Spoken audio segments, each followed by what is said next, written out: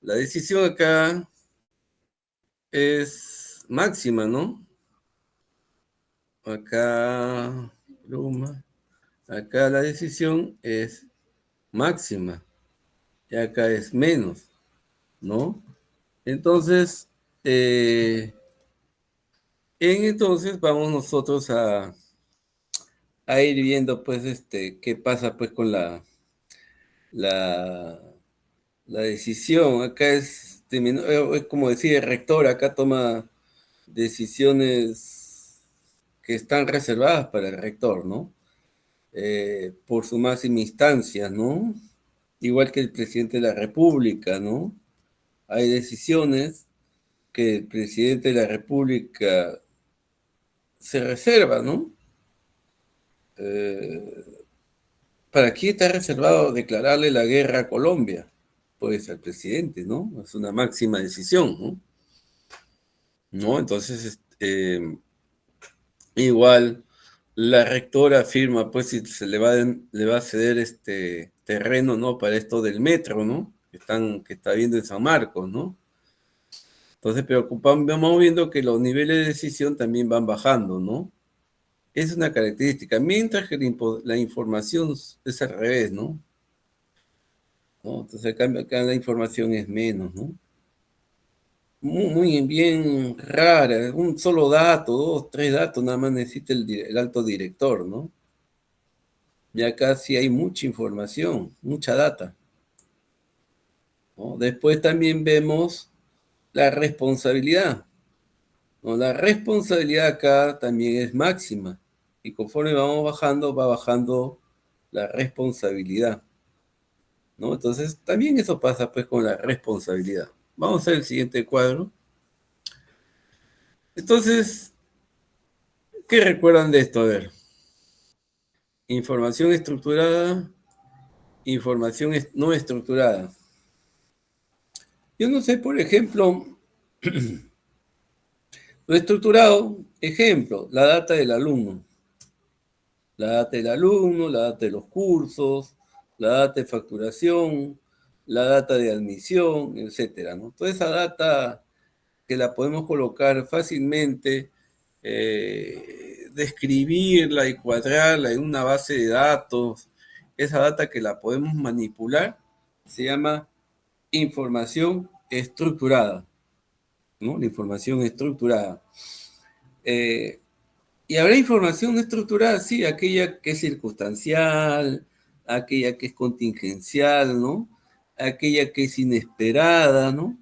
Por ejemplo, información no estructurada, yo no podría decir que Alianza va a ser campeón de la Sudamericana, ¿no? Normalmente campeonan siempre los brasileros, ¿no? ¿No? Entonces, no estructurado.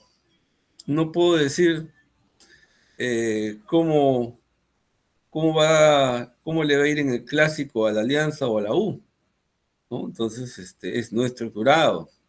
Y en el caso de San Marcos, en muchas facultades, pues hoy día las clases se están dando de manera virtual por lo del paro, ¿no? Nunca se sabe si el paro de carro va a ser exitoso o no, pero igual va a perjudicar minutos más, minutos menos al estudiante, ¿no? En el sentido que no va a poder tomar movilidad para ir para venir a la universidad, ¿no? Entonces tenemos información no estructurada que es de carácter circunstancial, ¿no? Por ejemplo, el dólar, bueno, se está mostrando estable. Hay época que el dólar se disparaba, bajaba, era una locura el dólar acá en el Perú, ¿no? Ahora se muestra una economía estable, ¿no? Una economía, pues, envidiable para la región, ¿no? Eso obviamente de alguna manera es manejable, es estructurado, ¿no? Pero han habido épocas, pues, por ejemplo, en la época de Fujimori, pues, sé que la mayoría de los fujimoristas son dogmáticos, ¿no?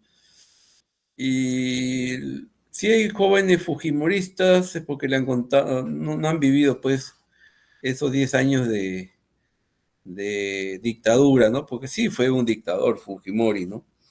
Entonces sí, San Marcos no lo pasó tan bien esos 10 años porque fue intervenida, ¿no? Avasallada, ¿no? No se podía hablar de política en las aulas. El alumno, el alumno no tenía representación en el consejo de facultad, consejo universitario, asamblea, porque no existía.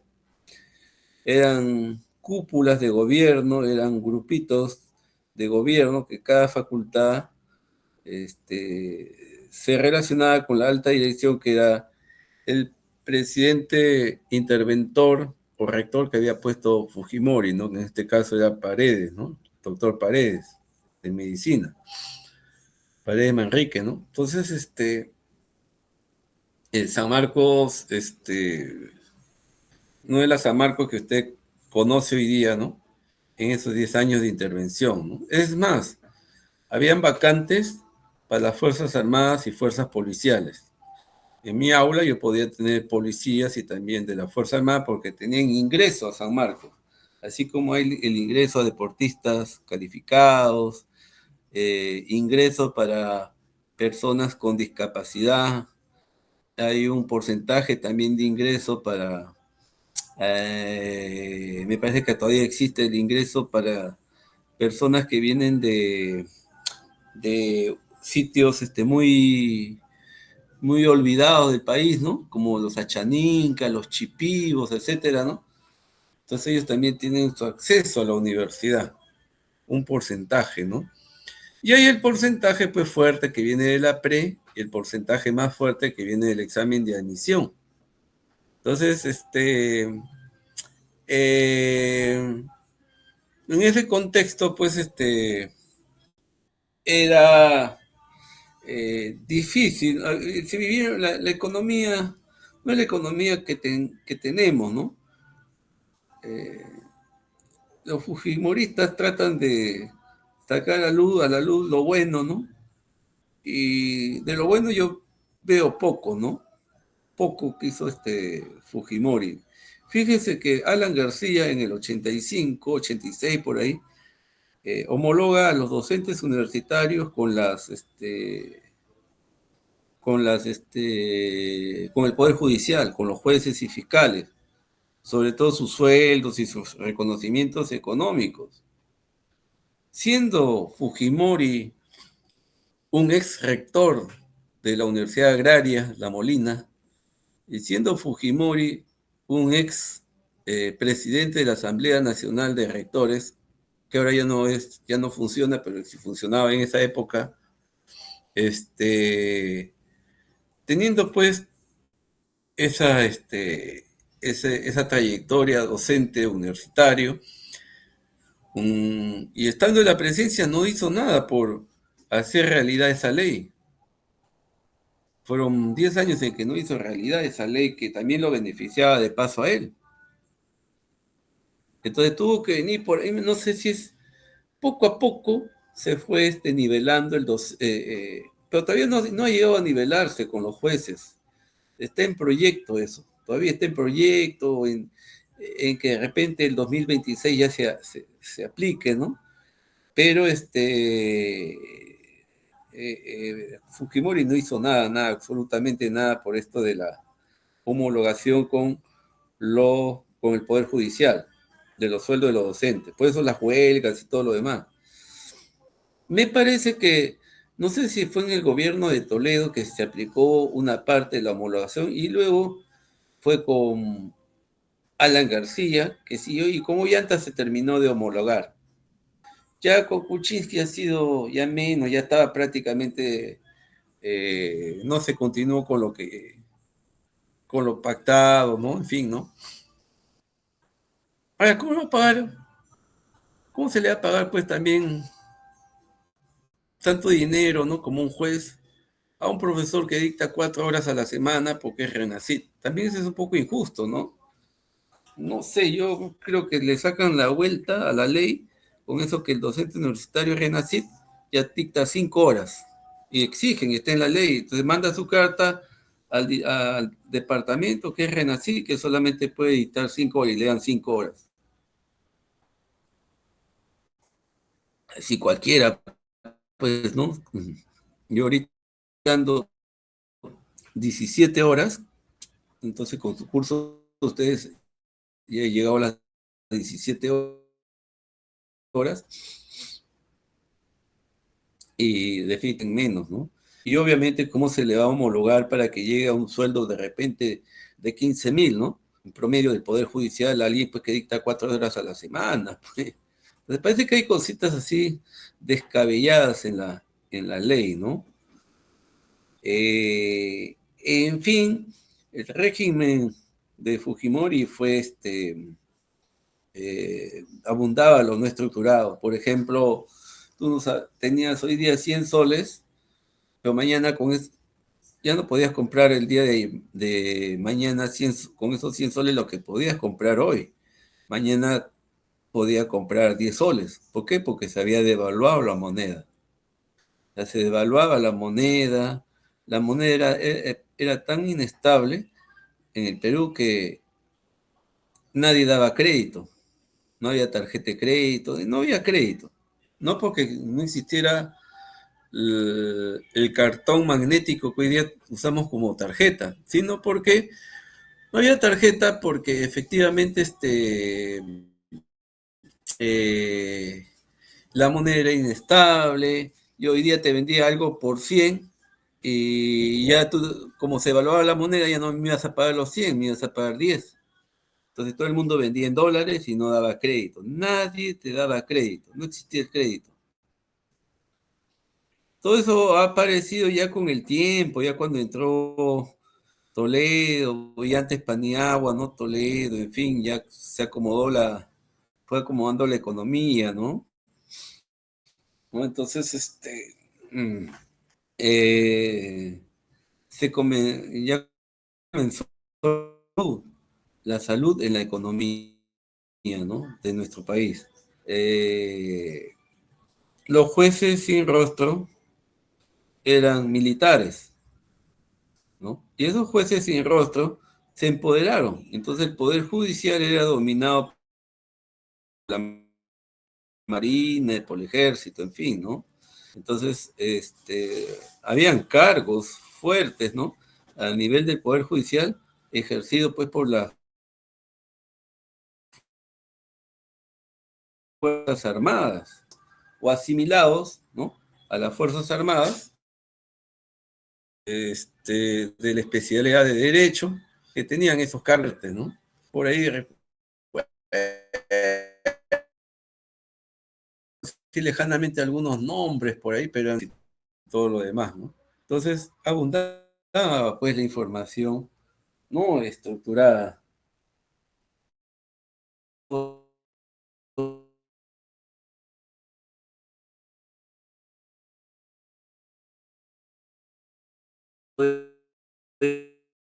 Te sube el arroz, en fin, ¿no? Había mucha inflación. El indicador o índice inflacionario era muy fuerte. Entonces se vivía mucha incertidumbre. Hoy día estamos en un mundo más estable, ¿no?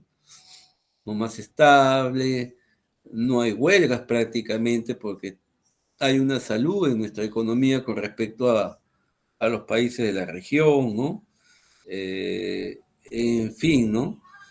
Se muestra propicio para ustedes el territorio de oficios o de trabajo o la cuestión laboral acá en el país porque tenemos una estabilidad donde usted fácilmente puede encontrar trabajo, ¿no? Tengo dicto un curso para 10º ciclo y la mayoría está empleado, ¿no? La mayoría tiene trabajo, ya desde 8º ciclo, que también dicté ayer para un curso de 8º ciclo, ya hay empleabilidad, ¿no? Pero, por ejemplo, otra cosa del régimen es la cuestión de los servicios que hasta ahora duran, ¿no? Y en los 90 los servicios que se implementaron rompieron toda una una cadena de mando, una cadena de carrera profesional que podían hacer los jóvenes porque eran empleados en los service. Y los service pues te daban trabajo por 3 meses, te hacían un contrato, a veces por 6 meses, para no pagarte pues derechos laborales. Nuevamente te contrataban y así, entonces total nunca hacías tiempo de servicio y tampoco te pagaban todos tus beneficios, ¿no? Así como los call centers que emplean, tercerizan y emplean hoy día muchos jóvenes, igualito, ¿no? Se quemó pues muchas generaciones en esos años, ¿no? De intervención. Y la creación de los servicios fue justamente siendo ministro de Trabajo González Izquierdo, ¿no? Que a veces sale en la televisión este economista conocido, ¿no? Entonces, yo lo escucho, sí, porque es bien técnico, bien didáctico para explicar, pero no puedo olvidar cuando fue ministro de Trabajo y dio el anuncio de la creación de los servicios, ¿no? Los servicios que existen hasta ahora y que explotan a los jóvenes, ¿no? Sobre todo con sus beneficios sociales, su tiempo de servicio, etcétera, ¿no? Entonces, hay el subempleo, ¿no? Es muy fuerte el subempleo todavía en el país y tiene sus raíces justamente en los 90. Porque antes de los 90, pues sí existían pues las instituciones del Estado, ¿no? Donde tenías tú asegurado tu carrera, ¿no? Profesional, en la empresa estatal, ¿no? Pero las empresas estatales fueron vendidas, ¿no? Y obviamente se crearon condiciones de trabajo que también las aprovecharon las empresas privadas, ¿no? Entonces, la política laboral fue pisoteada en esos 10 años también. Entonces, se vivió un ambiente no estructurado bien fuerte, ¿no? Bien circunstancial, bien contingencial, en fin. Lo que eh, creaba y justificaba de alguna manera el desorden social que se vivió también, ¿no? Bien, entonces lo no estructurado debe entenderse como tal, ¿no? Es cuando la información no la puedo yo fácilmente manipular. En cambio, la información estructurada sí la puedo manipular y cuadrarla en una base de datos de tipo relacional, ¿no? Bien. La información estructurada, ahí está justamente, ¿no? Información predecible, fácil de manipular, fácil de registrar, donde en una base de datos, en un registro, en un archivo, sea manual o sea automatizado, ¿no? Y también fácil de almacenar, ¿no? Fácil de almacenar. Bien, entonces tenemos esto, ¿no? Información predecible. Sí, porque yo puedo de alguna manera saber con seguridad en qué ciclo se encuentra el alumno y cuándo egresará, ¿no? Eh, por ahí eh, casi seguro que el alumno egresa cuando lo ha pensado, lo tiene planificado, ¿no? Es una información predecible, ¿no? Fácil de manipular, se puede manejar, es decir, puedo procesar esa data, ¿no? Fácilmente, ¿no? Y fácil de registrar, porque la puedo registrar en algún formato, bajo cierto contexto, ¿no? Pero también es fácil de almacenar, ¿no? Como una base de datos relacional. En cambio, la información no estructurada es una información aleatoria, difícil de manipular, se debe estimar, abundante en los niveles de dirección. Y eso es justamente por qué me interesa a mí la información,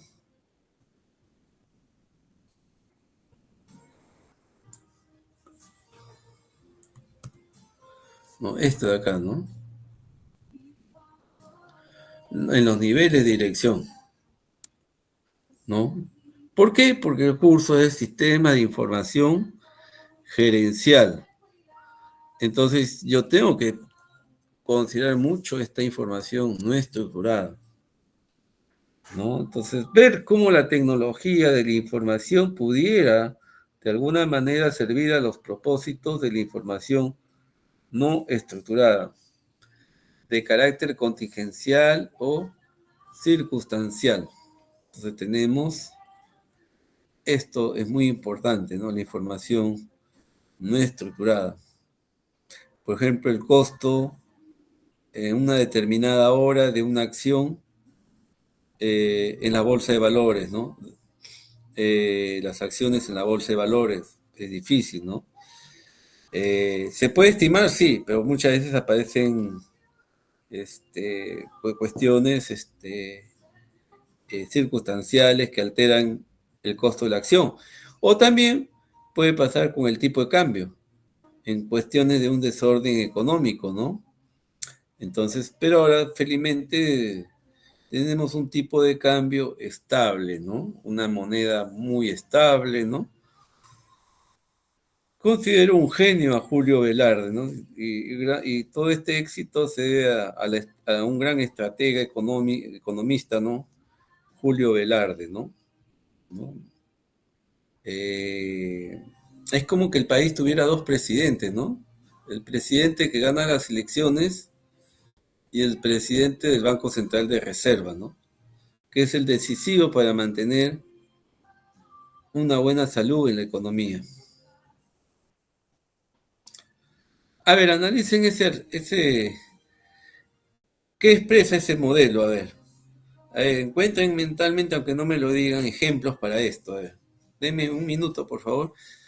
Esto explica pues cómo llego de un objetivo a un resultado, manipulando o manejando dos tipos de variables. A ver, ¿qué me pueden decir de las variables controlables y de las variables incontrolables? Ejemplo, ¿ya? Matrícula, a ver. A ver, analicen el problema de matrícula para ese modelo, a ver.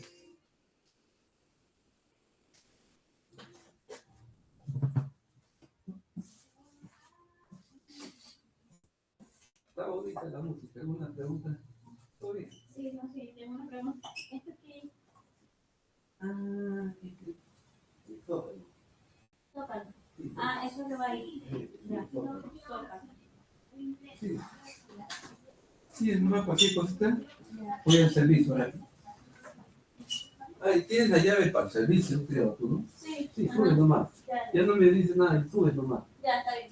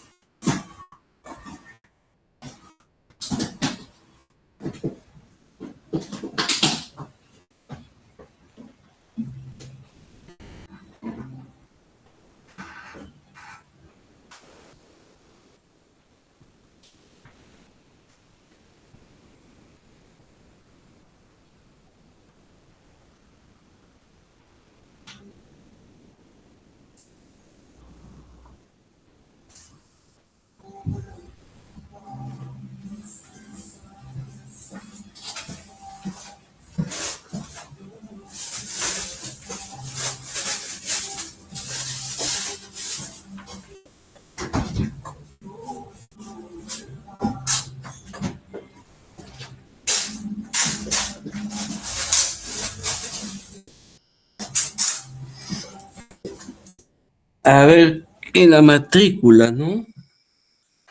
¿Qué es controlable y qué es incontrolable, ¿no?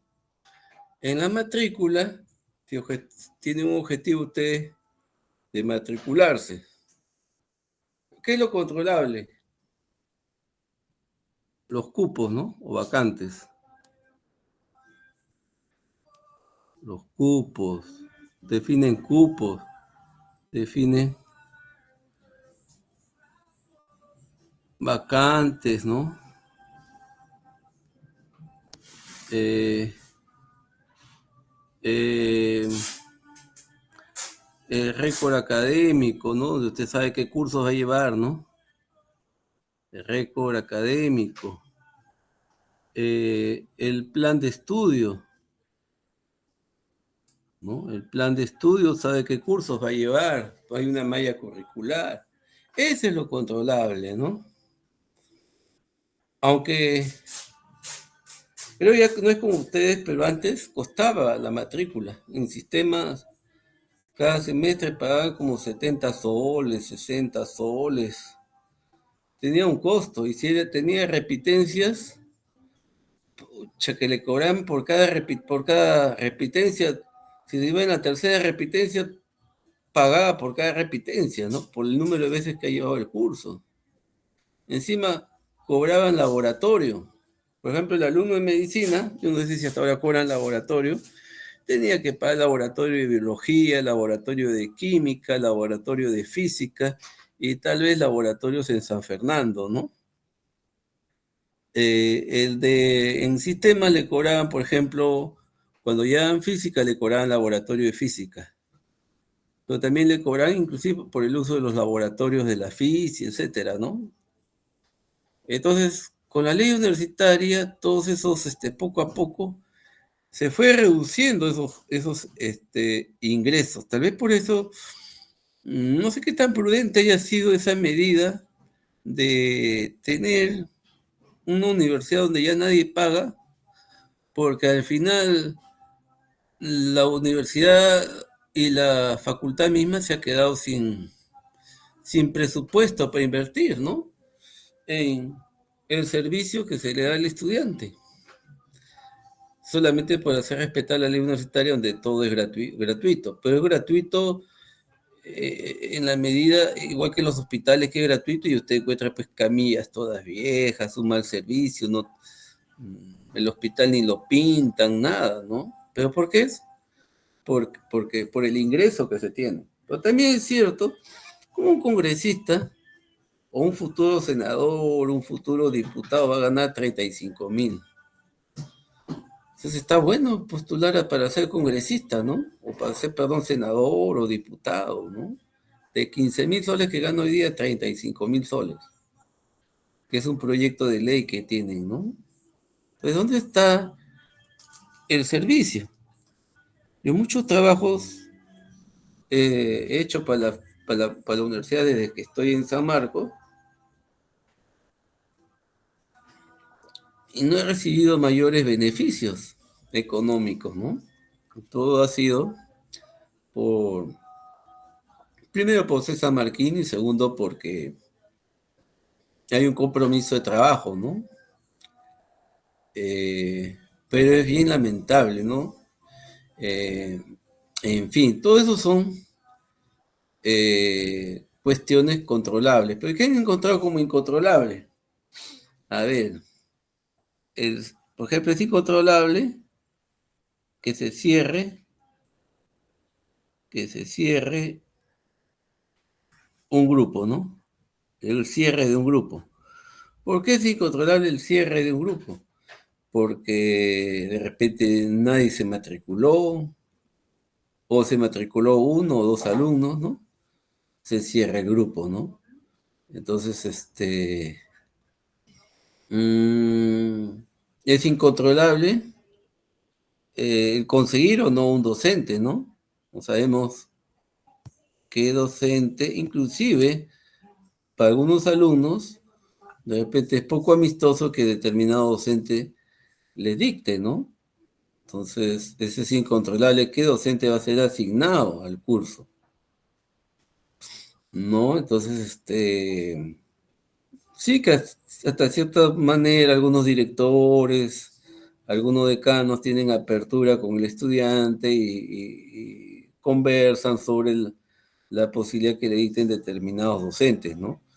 Entonces, lo del docente hasta cierto punto también es incontrolable, porque a veces se tiene que contratar a un docente porque no se consigue docente, ¿no? De la decana personalmente ha ido al sistema y ha conseguido 4 docentes para ciertos cursos que no tenía de la especialidad, ¿no? ¿No? Entonces, mm, el docente, como le digo, es algo para mí incontrolable. Bueno, antes, por ejemplo, como le digo, había un costo por usar laboratorio, por usar la matrícula misma tenía un costo simbólico, ¿no? Etcétera, ¿no? De 50 soles. Entre otros detalles, ¿no? Captaban unos recursos la facultad.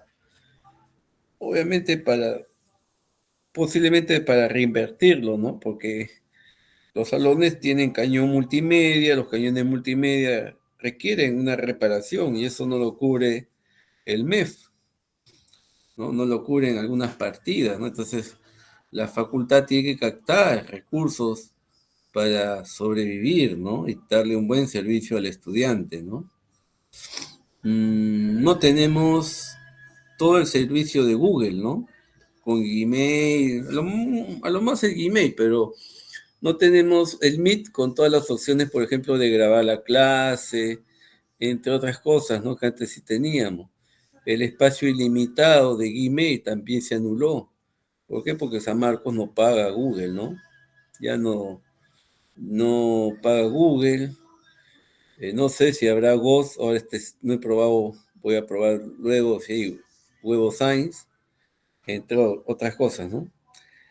Entonces, esas son variables incontrolables. Posiblemente usted haya encontrado otras, ¿no? Que tengan que ver con, ejemplo, el cruce de horarios, ¿no? El cruce, ¿no? El cruce, por acá lo pone, el cruce de horarios, ¿no? Un cruce de horarios, pues también algo incontrolable, ¿no? Que muchos alumnos quieren llevarlo en un grupo, pero se cruza con otro horario y el Zoom no los deja matricular. Hay cuestiones externas también. En la época del COVID, muchos alumnos tenían problemas de haber caído con la enfermedad del COVID, ¿no? Y no, me lo hacían saber por correo, porque las clases eran virtuales, ¿no? Y estaban con toda la enfermedad encima, ¿no? Y a veces no era solamente el alumno, sino toda la familia que caía con el COVID, ¿no? Entonces, cualquier enfermedad, no es que se hayan ido las enfermedades, no hay COVID ahora, pero hay otras enfermedades, ¿no? Esas cuestiones circunstanciales de una enfermedad puede ser incontrolable y hacer que el alumno ese ciclo no se matricule, ¿no? ¿No? Entonces hay muchas cuestiones que pueden aparecer en la matrícula, ¿no? Eh, el horario eh, sí es controlable porque lo establece la escuela, ¿no? Otra cosa es si va a encontrar o no docente, ¿no? Y también, sobre todo, docente que domine el curso, ¿no? Ese es un problema también, ¿no? Que a veces el mismo sistema se asignan cursos a docentes, pues que en realidad pueden conocer el curso, pero no a la profundidad que amerita la carrera profesional. Ese es una gran crisis, no solamente en San Marcos, sino en todo el país, ¿no? Entonces el alumno, bueno, lo soporta simplemente porque quiere salir con su cartón, su oficio, ¿no? Y entonces la formación se ve afectada, eso se llama formación, ¿no? Formación. Acá cuando te operan, ya te operan, te dejan una cicatriz y a veces la cicatriz tiende a ser un poco de huella o queloide, ¿no? Más o menos dependiendo el cirujano, ¿no? Entonces, en cambio, me operaron allá en Alemania, una oportunidad, y la clínica y el hospital muy avanzado, con toda, un hospital soñado, pues, ¿no? Es un hospital soñado, ni siquiera en una clínica privada acá, es igual a esa clínica donde me operaron allá cerca a Múnich, ¿no? Porque alrededor de Múnich existen una serie de pueblos, le llaman ellos, para nosotros serían distritos, ¿no? Los pueblos, ¿no? Que están al lado de Múnich, este, Land, Land con D, en alemán, ¿no? Entonces, estaba,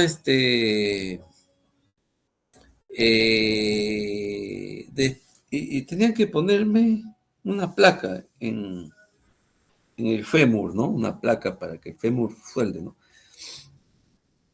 Cuando regresé a Perú, fui donde mi traumatólogo, que es también profesor de San Marco, principal en San Fernando, ¿no? Le digo, doctor, le digo, es un amigo que conozco de la época que estuve en Marina. El doctor, le digo, mire, no tengo ninguna huella, una especie así de que me paso la uña por la mano, algo así, pero no se veía la cicatriz. Entonces el profesor, o bueno, el doctor me dijo, eso es formación. Es que allá para entrar a la escuela de medicina tienes que ser un alumno perfecto. Al equivalente en Perú haber tenido en tu etapa escolar, ¿no? Un 20 o un 19 de promedio. Los mejores alumnos califican para estudiar medicina. No es como acá que cualquiera puede estudiar medicina. Si no entro a San Marco con mi plata, entro a cualquier universidad, ¿no? No, no, simplemente porque quiero ser médico, ¿no? ¿No? Entonces, allá no es así. Eh, puedes tener mucho dinero, pero si no calificas en tu etapa escolar con una buena nota, no vas a poder ser médico. Y esa nota, inclusive te dice si puedes estudiar una carrera profesional o un oficio. Oficio sería lo que nosotros le llamamos técnico de Senati, ¿no? De Senati o algún instituto parecido, ¿no? Un tecnológico, ¿no? Entonces, mucha gente no califica, pues, y entra a la universidad, entra a hacer un oficio, ¿no? Claro, hay oficios que ganan bien, de repente hay oficios de cocina, ¿no? Y acá los han hecho carrera profesional, pero en realidad es un oficio, ¿no? Un chef por más que estudie, pues, y haga cosas, maravillas con la comida acá en Perú, para otros países eso no es, pues, una carrera profesional, ¿no? Es un oficio. Y sí hay oficios de chef, ¿no? También son bien pagados, ¿no? En fin, en realidad hasta para ser basurero se estudia en Europa y en Asia, ¿no?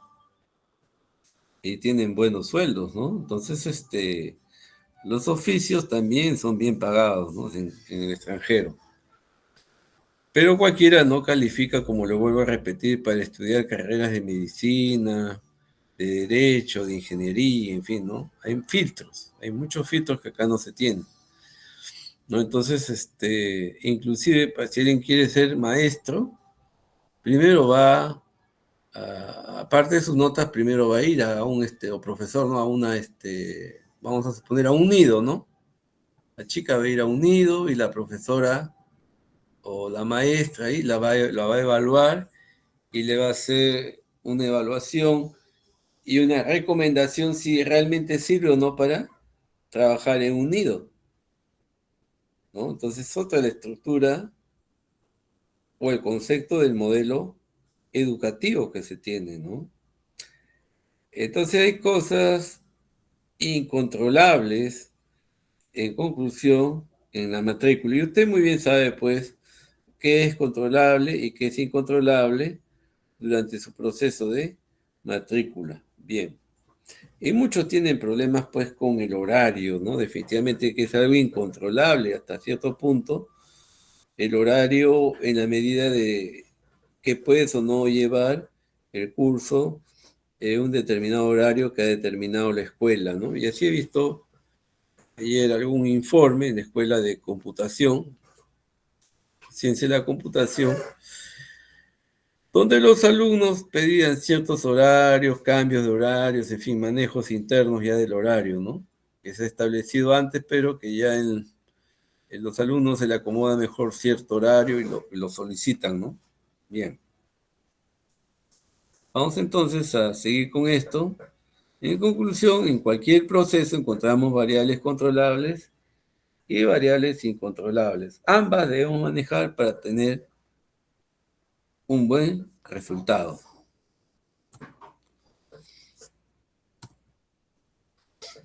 ¿Qué es un sistema PET? Dijimos en antes que están orientados al nivel operativo. Al nivel operativo, correcto. Y en el nivel operativo tenemos pues transaccional. ¿Qué es transaccional? Muchas transacciones, ¿no? De nivel operativo y donde se procesa el 100% de data, como el examen de admisión, la planilla, hay que procesar el 100% de los registros de planilla que corresponde a cada trabajador, porque todos van a tener, a todos se le va a emitir su planilla, o sea, su boleta de pago, y se le va a cargar a su cuenta un determinado monto. Antes existía pues el clásico sobre, te pagaban en un sobre, ahora lo cargan a una cuenta, ¿no? En el banco. Entonces, ahora depende de la empresa, pues si es una MIP, una pequeña empresa, de repente les dan, no le depositan, sino le dan así, porque estamos hablando, por ejemplo, de los restaurantes que hay en San Marcos, ¿no? De repente al personal que tiene se le paga al contado o en moneda, ¿no? Bien, entonces, un sistema de planilla, un sistema de facturación, un sistema de inventario, se procesa toda la data, ¿no? Si usted va a hacer un control de inventario, no va a ser de algunos productos, ¿no? Sino de todos los productos de la farmacia, ¿no? Entonces se procesa el 100% de datos. Esa es la característica de los sistemas PET. Y que fueron los primeros sistemas que se procesaron en un computador. Desde que se creó el computador, fueron los sistemas PET los que procesó por primera vez el computador. Es más, los avances en la infraestructura de los sistemas de computación, como los grandes computadores que existían antes, fueron por los procesos electorales en Estados Unidos, por ejemplo, ¿no? Entonces, donde se probaron estos sistemas de cómputo grandes, ¿no? O sea, sistemas de tipo transaccional. Entonces, tenemos acá reportes voluminosos y detallados, ¿no? ¿No? En fin, yo recuerdo que antes no existía internet y cuando ingresaban los alumnos a San Marcos, ¿qué hacían? Se imprimía todos los datos, todos los listados de los alumnos que habían dado examen de admisión. Y no solamente daban examen de admisión en San Marcos, estaban en los colegios nacionales, ¿no? ¿No? Guadalupe, Melgar, 2 de Mayo del Callao, etcétera, en todo Lima, ¿no? Entonces, los reportes se pegaban en la noche de los ingresantes y de los no ingresantes, de todo se pegaba, ¿no? Y decía, ingresó, no ingresó, ingresó, no ingresó, ¿no? Entonces, esto se pegaba a las afueras de los colegios. Ahora, bueno, es diferente, todo el examen se da en San Marcos, no solamente se da el examen en San Marcos, sino también se consideran todas las facultades para ese proceso, ¿no? Entonces, los reportes son voluminosos, detallados, ¿no? En el caso, pues, hoy día en el San Marcos, todo sale en el web, ¿no? Se publica en el web, donde puede entrar el postulante para ver si ingresó o no ingresó, ¿no? Pero igual aparece a detalle todos los alumnos que han postulado a la carrera profesional de computación científica, ¿no? ¿No? Entonces aparecen de todos, ¿no? Dice que son altamente estructurados, sí, son altamente estructurados, ¿no? Se puede colocar en una base de datos relacional, se puede fácilmente manejar esa data, ¿no? No hay problema, ¿no? Son data predecible y que se coloca en un formato determinado, orientado al nivel operativo, ¿sí? Como ya lo dije, está orientado al nivel operativo.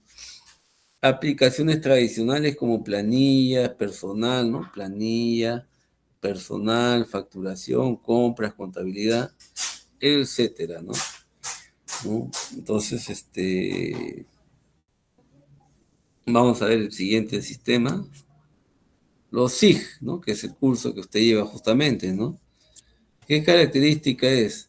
Son orientados al nivel táctico, ¿no? A gerencia intermedia. La gerencia intermedia, ¿por qué? Porque los SIG están acá, ¿no? En el nivel táctico. En el nivel táctico, ¿no? Entonces, los SIG fueron orientados inicialmente al nivel táctico, pero también el SIG puede dar información más filtrada al nivel táctico, perdón, al nivel estratégico. Puede llegar el SIG inclusive a este nivel, ¿no? Dependiendo de las características en el desarrollo, en el diseño del SIG, ¿no? Integra las aplicaciones PET. Sí, algunos de estos sistemas se caracterizan por integrar las aplicaciones o los sistemas tipo PET, sistemas transaccionales. Lo que hace es tener programitas filtro y filtran la data para entregar listados resumidos a la gerencia intermedia, ¿no? O también de repente tendencias, proyecciones, manejo de indicadores, etcétera, ¿no? a manera de un BI también, ¿no? Entonces, resumida. Estas pueden ser listados o pueden ser grafos, ¿no? Grafos estadísticos, grafos comparativos, en fin. Requiere de aspectos visuales a la salida del sistema, ¿no? ¿No? Entonces mostrar data visual, por ejemplo, un balance scorecard muestra semáforos, ¿no? Rojo, verde, rojo, verde y amarillo, ¿no? Ámbar, ¿no? Entonces, sobre los indicadores a nivel de un BI o a nivel de un sistema balance scorecard. Entonces, ese tipo de sistemas es requerido obviamente por los sistemas de información gerencial o el nivel táctico, ¿ya? Es más, hay mucha relación entre la propuesta de un balance scorecard y la propuesta de un BI, ¿ya? En fin. Ahora, pues, bueno, los alumnos, por ejemplo, desarrollan a veces tesis de sistema, estaba de moda hasta hace 2 años, supongo que seguirá por ahí, los sistemas de recomendación. Pero los sistemas de recomendación son sistemas predictivos, ¿no? Sistemas predictivos, ¿ya? Y esos sistemas que tienen la capacidad de manejar probabilísticamente una serie de situaciones, ¿no? Los sistemas predictivos. Y a veces, cuando trabajamos con Python, manejamos una serie de grafos, ¿no? Que nos provee y nos permite, nos facilita una interpretación del sistema, sea predictivo o sea de diagnóstico, ¿no? Entonces, esos tipos de gráficos ayudan bastante, ¿no? Así como otros gráficos, ¿no? Que los manejan mucho los de la escuela de estadística, ¿no? Como por ejemplo un gráfico de una serie de tiempo, ¿no? Donde en el tiempo explico cómo se comporta una determinada variable, la curva de la variable que va describiendo en su comportamiento a través del tiempo, ¿no? Entonces hay mucho gráfico que se puede mostrar para que se pueda interpretar el comportamiento de las variables en un sistema, ¿no? Son medianamente estructurados, no estructurados, ¿no? O sea, son medianamente no estructurados. Sí, ya como estamos en el nivel táctico aparece cosas circunstanciales, ¿no? Que el sistema debe manejarlo, ¿no? Por eso pongo ahí, son medianamente no estructurados, no completamente, ¿no? Pero son medianamente no estructurados. Bien, entonces, ¿y por qué, no? Porque en la gerencia táctica o la gerencia intermedia, por ejemplo, el gerente de recursos humanos, se le presenta la posibilidad de eh, contratar personal, pero muchas veces el talento que busca en el Perú, pues no existe. Y nosotros tenemos ahí la carrera de ciencia de la computación, pero al final yo fui protagonista pues de la creación de esta escuela y soñaba con tener docentes que llegaran de Brasil, de Francia, de etcétera, ¿no? Para formar gente y que tenga ese nivel, ¿no? Pero al final le están enseñando docentes que también dictan para sistemas y también dictan para software, ¿no? Entonces, no tienen pues el nivel de formación que requiere, que se pensó para esta carrera de computación, ¿no? Estamos trabajando con gente de nuestro departamento que ya está nombrado y que dicta para las otras escuelas. Ahora, yo me pregunto, ¿qué hará diferente ese docente con respecto a las otras escuelas que dicta? sabiendo que computación es una ciencia, ¿no? Por eso le llamamos ciencia de la computación. Entonces, si es una ciencia, ya hay cosas que hace mucho tiempo no se dictan. Cuando teníamos la carrera de computación, sí lo llevábamos a ese nivel, a un nivel muy abstracto, porque computación se inició en matemática con los franceses. Los primeros profesores de computación en matemáticas llegaron de Francia durante 5 años mediante un convenio. O sea, no había profesor peruano, todos eran franceses. Entonces, ya cuando llegó el 6.º año ya habían egresados. Ya ellos comenzaron a dictar. Poco a poco, los alumnos que tuvieron profesores franceses siguieron con la misma escuela francesa, pero ya eran de nacionalidad peruana, es decir, exalumnos de la escuela de computación. Y muchos de ellos se quedaron enseñando buen tiempo ahí en computación, ¿no? Todavía conozco algunos profesores de esa época muy antiguos, ya muy mayores, ¿no? Que están en la escuela de sistemas y cuentan pues esa realidad, ¿no? Cuando tuvieron profesores franceses, ¿no? Pero ya la mayoría de ellos pasa pues los 70 años, ¿no? Son muy mayores, ¿no? Pero siempre es bueno conversar con ellos porque son de la primera promoción o segunda promoción de computación, ¿no? Entonces, tuvieron esa experiencia eh, de ser alumnos, ¿no? De profesores franceses, ¿no?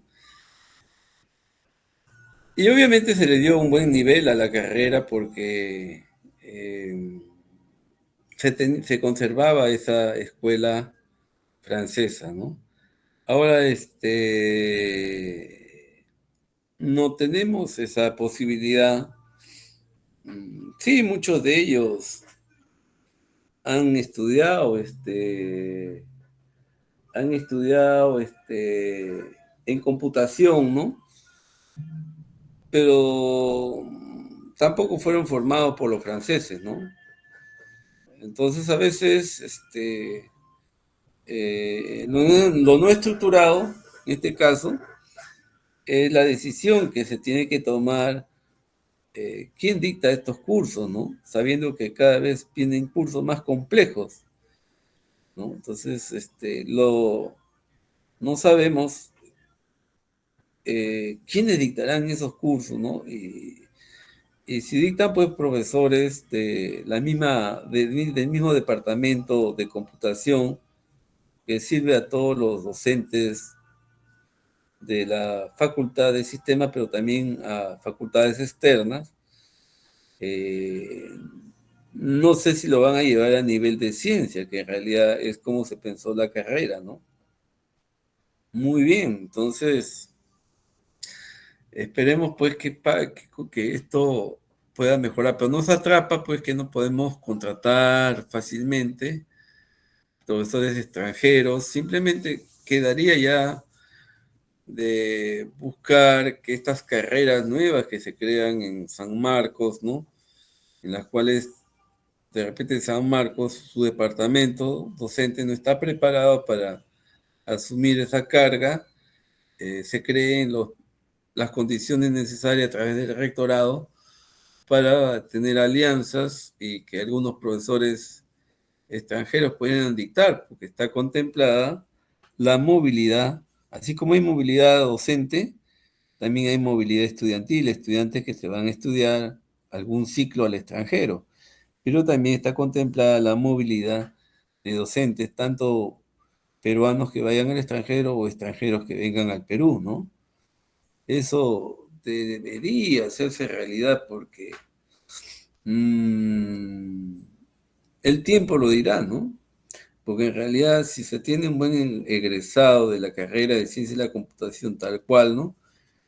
No tendría problemas para trabajar en Google, Estados Unidos, en Facebook, en la empresa de Twitter o X, ¿no? Etcétera, ¿no? Entonces, donde muchas veces tienen esa perspectiva, ¿no? No vaya a ser que al egreso los alumnos de computación solamente sirvan para trabajar en la empresa, ¿no? En la empresa privada, ¿no? En fin, pero eso va a depender mucho, mucho, mucho de la experiencia del docente, ¿no? ¿No? Si no va a ser como el fútbol, ¿no? El fútbol acá en nuestro país, pues, se ha venido abajo, ¿no? Y no voy a pensar que yo no soy aliancista, pero el equipo, por ejemplo, de Alianza que usted vio jugar ayer de repente, es el mejor, ¿no? Una época, Alianza estuvo lleno de estrellas, ¿no? Del pasado, ¿no? Sotil, Cubilla, Velázquez, Cueto, por nombrar algunos, ¿no? Estaba llenecito de estrellas. Entonces, aún así nunca ese equipo lleno de estrellas sacó una Copa Libertadores o una Copa Sudamericana. Bueno, Copa Sudamericana no había, solamente Copa Libertadores, ¿no? ¿No? Entonces, a pesar que estaba lleno de estrellas, no, no logró grandes resultados, ¿no? Solamente a nivel local. Entonces, ¿y por qué tenemos equipos como el PSG, el mismo Palmeiras, etcétera, etcétera? Son equipos que invierten mucho dinero para traer talento extranjero, ¿no? Entonces, hoy día el deporte, no solamente el fútbol, el mismo vóley y otros, el básquet, ¿no? Llegan extranjeros, se contratan porque son talentosos, ¿no? Y obviamente puedo lograr grandes resultados. Igual pasa con la empresa privada. El grupo Añaños, con la Real, ha logrado el éxito que tienen más de 20 países, justamente porque cuando colocaron a los gerentes, pensaron mucho en el concepto de talento humano y trajeron gente del extranjero. Es decir, gerentes con experiencia internacional, con experiencia en corporaciones importantes como IBM, Google, etcétera, ¿no? McDonald's, en fin, con experiencia internacional, a nivel de gerencia internacional. Porque si yo quiero tener una empresa transnacional, una empresa que trascienda del Perú hacia el extranjero, tengo que tener pues esos gerentes, ¿no? Con esa experiencia. En el caso de San Marcos, no tenemos ese nivel de gerencia, porque todos son elegidos a partir de lo que ya se tiene en San Marcos, ¿no? Cuando el Mora, como autor prácticamente de la ley universitaria, quiso poner eso en la ley, ¿no? Que los cargos más importantes de la universidad peruana, como decano, rector, vicerrector, etcétera, sean elegidos por concurso público y no por elecciones. Quiso anular las elecciones que vemos ahora, que sea concurso público. Y cuando eso he conversado con muchos docentes estaban de acuerdo, ¿no? Porque en realidad merece tener mejores cuadros a nivel de dirección, de alta dirección. Es la única manera que las cosas se hagan diferentes, ¿no? En San Marcos, ¿no? Pero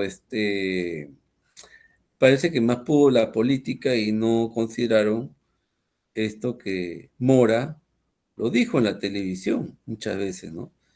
Que una de las grandes crisis era justamente de la Universidad Peruana el proceso electoral y que no había concurso público para los mejores cargos, ¿no? Como si existe esa facilidad en las universidades privadas, ¿no? Más importantes, ¿no? Si no tienen un docente que califique como director de escuela, como decano, como rector, lo contratan, ¿no? Ese concepto no existe en San Marcos, en la Villarreal, en la Uni, no. Entonces, el Grupo Añaños, que es una empresa privada, se da el gusto, puede estar en un montón de países eh, con sus productos, ¿no?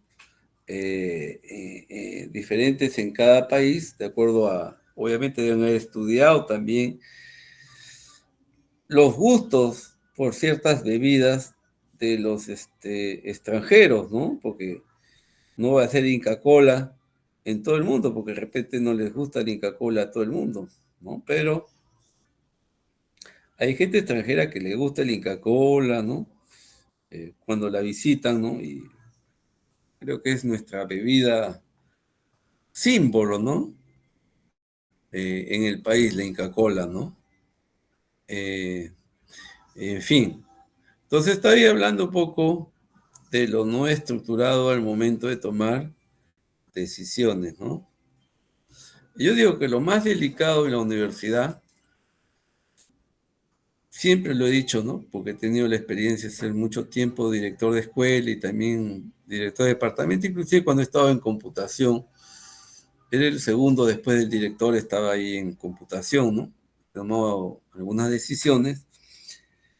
Entonces, lo más delicado es asignar docente a determinados cursos, porque es como un entrenador de fútbol que busca jugadores para determinados partidos, para determinado jugador, porque tiene determinadas características técnicas, y para otros partidos coloco a otros jugadores, ¿no?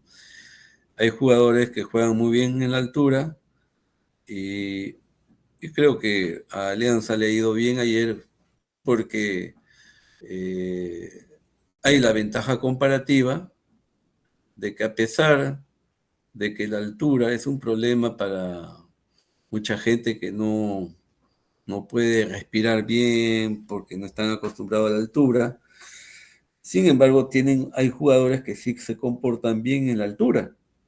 Entonces, el Atahualpa está a 2.600 metros y acá muchas veces se juega a mucha mayor altitud, ¿no? ¿No? Andahuaylas creo que está a más altitud, en el mismo, bueno, el Cusco ni hablar está mucho más alto, ¿no? Ayacucho mismo, ¿no? Entonces, es normal, ¿no? Que hayan corrido todo el partido porque están acostumbrados a la altura que a veces se critica mucho, ¿no?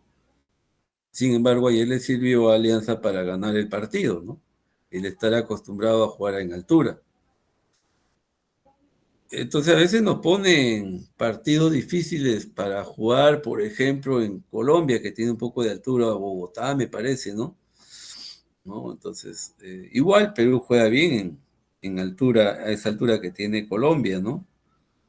Eh, que es poca al lado de la del Perú, ¿no? Ni hablar al lado en Juliaca, que es una altura bien fuerte, pues entonces, esa es nuestra ventaja comparativa, tener un campeonato que lo han criticado a veces los entrenadores extranjeros porque tenemos altura, pero también tenemos llano, y esa altura nos sirve pues, para competir de igual a igual con los bolivianos, con los ecuatorianos, con los mismos colombianos que se nos quieren llevar a jugar a altura, ¿no? Pero el jugador peruano está preparado para todo ese escenario, ¿no? Igual pasa pues con un curso, ¿no? Yo tengo que conocer a mis docentes y buscarlos, ¿no? Buscarlos, ubicarlos en el curso que realmente ellos rindan, porque hay docentes que te van a decir, sí, yo lo dicto, te dictan N cursos, ¿no? Te dictan los N cursos, ¿no? Como una amiga me decía que su mamá había sido profesora, claro, en colegio, ¿no? Y que le dictaba todos los cursos, ¿no? Ella dictaba todos los cursos que correspondían a un año, sí. Así pasa en provincia, ¿no? El profesor dicta N cursos y a veces le dicta los 6 cursos a los alumnos de la secundaria o de la primaria. Y algo parecido pasa en la universidad, también de provincias. Dictan todos los cursos. Y eso no está bien, pues, ¿no? Porque nadie puede dominar todo, ¿no? Un profesor en un doctorado nos decían, no sean profesores mentolatum. Y la interpretación era la siguiente: mentolatum sirve para todo, ¿no? Si te haces un chinchón, mentolatum. Si te pica una arañita, te echas mentolatum. Si te pica un zancudo, mentolatum. Si estás mal de la tos, te echas mentolato al pecho, ¿no? De mentolato a las fosas nasales, etcétera, ¿no? O sea, son buenos, el mentolato es bueno para todo, ¿no? Entonces, no sean profesores mentolatum que dicten todos los cursos, ¿no? Eh, si yo acepté este curso, obviamente está dentro de mis posibilidades de formación y de los cursos que dicto en sistema, ¿no? Es más, si antes lo he dictado, no en San Marcos, sino en otro sitio, sistema de información gerencial, ¿no? Y de ahí que, claro que hay cosas que van a ser diferentes, ¿no? Por ejemplo, al ser un sistema de información gerencial, vamos a tener que ver un poco de ERP y cómo formar, cómo definir un ERP, ¿no? A través de posiblemente una arquitectura empresarial, que es lo que yo uso para armar un ERP, ¿ya? Bien. Pero la evaluación va a ser saludable, ¿no? En la medida pueden formar su equipo de trabajo y dejar algunas preguntas como que apliquen un modelo para un caso hipotético, ¿no? Y lo entregan o lo explican 5 minutos cada grupo en la próxima sesión y voy teniendo así notitas en cada sesión. De repente, por ahí que no dan parcial final, pero eso sí hacen un trabajo también. Voy a pensar en un trabajo de equipo, ¿no? Para que hagan un proyecto al final, ¿ya? Bien, yo no soy poco de complicarme con la nota, porque en esta oportunidad, más que todo porque tengo regular carga académica, ¿no? Los SCD están orientados a la alta gerencia, ¿no?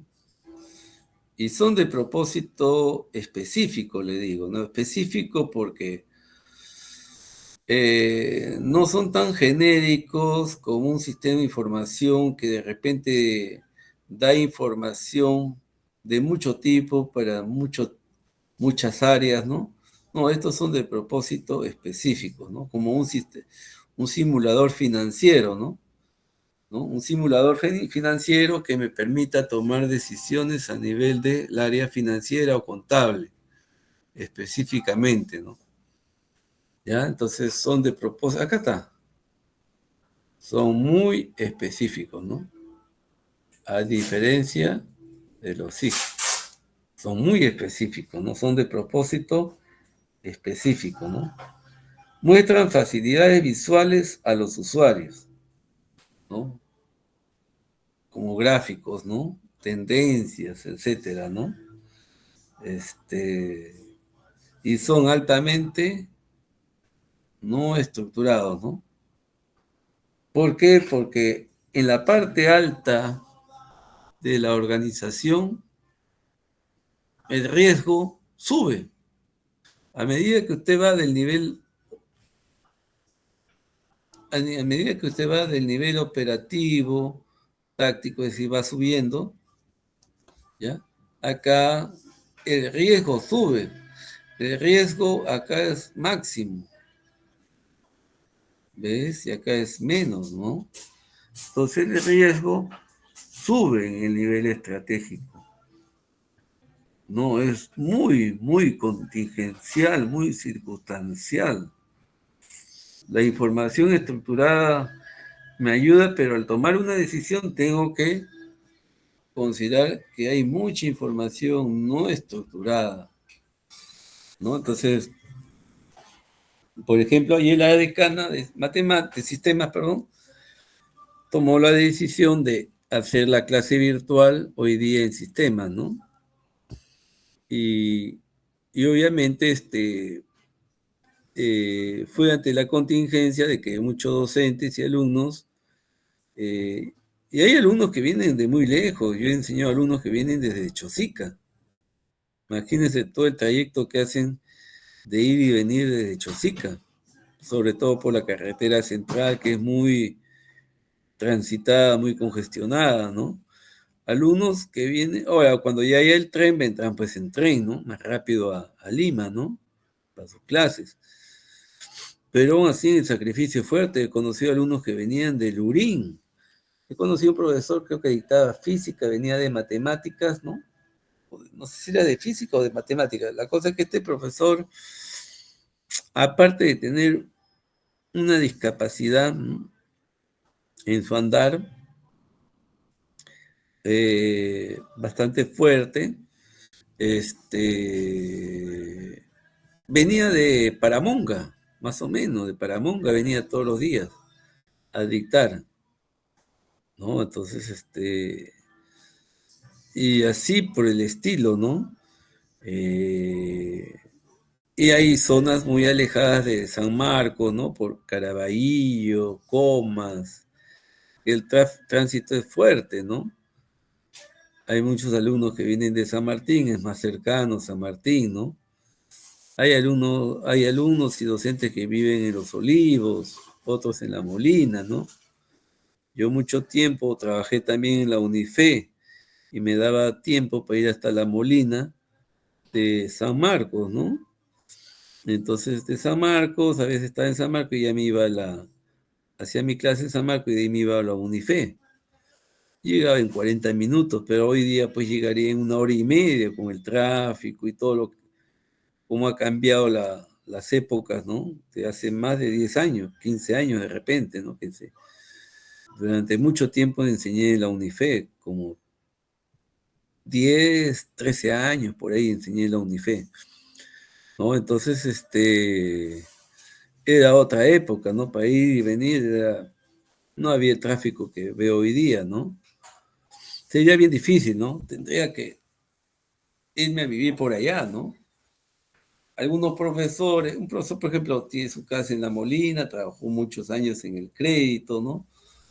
Por lo tanto, como el crédito está en La Molina, compró en La Molina su casa, pero ahora se dedica más a San Marcos, tiene un cargo en San Marcos bastante alto, en la OCRI, el jefe de la OCRI, entonces él hace algún buen tiempo se compró una casa cerca de la Católica, ¿no?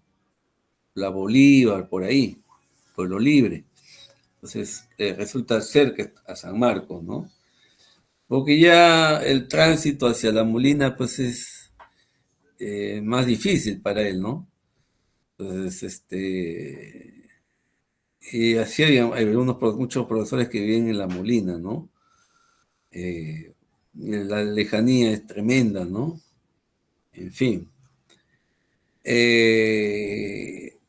Entonces, el tránsito en Lima ha modificado todo, definitivamente, ¿no? De ahí la necesidad de contar con un metro, con trenes, etcétera, etcétera, ¿no? El soñado tranvía que desapareció en algún momento de Lima, ¿no? Los tranvías todavía existen en algunos países, ¿no? Es una forma barata también de viajar y viajar rápido sin tanto tráfico, ¿no? En fin, Lima es una mega ciudad comparable con el Cairo, ¿no? Es una de las grandes ciudades del mundo. Porque usted no vaya a pensar que Múnich, en Alemania, debe tener 2 millones, no más de personas. Es que lo que pasa, como las oportunidades económicas en ese país de Alemania están bien distribuidas, igual te da vivir en Hamburgo, que es puerto, igual te da vivir en Múnich, ¿no? Que tiene río, la Baviera, ¿no? O en Colonia, ¿no? Es decir, en todo sitio encuentras buenos hospitales, buenas universidades, buenos colegios y todos de muy alto nivel con muy buenos profesionales. Pero ¿qué pasa? Todo se concentra en Lima, ya todo se concentra en Lima. Y como todo se concentra en Lima, la regionalización ha sido puro cuento, las fronteras están olvidadas. Hemos visto lo que ha pasado en Santa Rosa, que colinda con Leticia, que alguna vez fue peruano, ¿no? Y que los malos gobiernos, pues, regalaron territorio a Brasil, regalaron territorio a Colombia, ¿no? ¿No? Entonces, eh, cosas que se pudieron evitar, ¿no? Inclusive se pudo haber ganado la guerra a Chile, ¿no? De no haber sido, pues, el incumplimiento a un dicho que tenía el presidente Ramón Castilla, que decía, si Chile compra un barco, Perú debe comprar dos barcos, ¿no? Entonces, porque él avisoraba, pues, la codicia del vecino, ¿no?